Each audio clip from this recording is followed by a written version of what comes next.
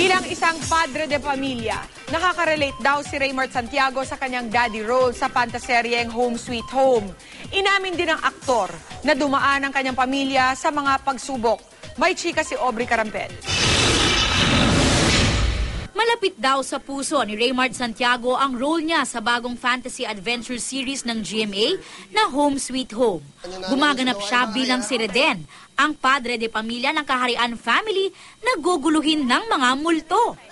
Bilang ama talagang nakaka-relate daw siya sa role at maging ang mga anak niya na sina Sabina at Santino, kinonsulta rin niya sa bagong project. Ang totoo niyan, yung habang binubuo tong storya na to, tumulong din sila sa pag-conceptualize.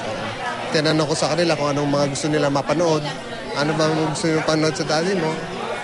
So, yun, tumulong sila, sinulat nila sa notepad, binigay ko sa writers. Inusisa rin ng press si Raymart tungkol naman sa kanyang sariling pamilya at asawang si Claudine. Hindi naman ikinaila ni Raymart na tulad ng ibang pamilya ay dumadaan din sila sa mga pagsubok. Hindi naman tayo perfectong tao. Process. Nandiyan pa rin na nagsisimba kami. At hindi pa rin namin nakakalimutan, 'di ba, ang Diyos. Pero may mga pagsusubok, 'di ba? At nandun pa rin. Dasal.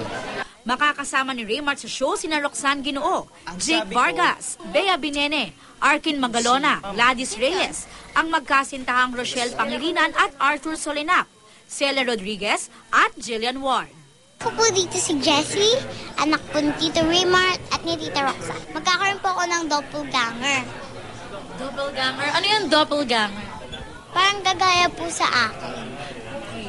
Na yung mukha ko po, pero bad siya. Tapos sisikain niyo po yung family namin. Yung Home Sweet Home, I own the house. Ginagawa ko sila masamang tao, but in the long run, ginawa ko sila mababait. Aubrey Carampel updated sa Showbiz Happenings.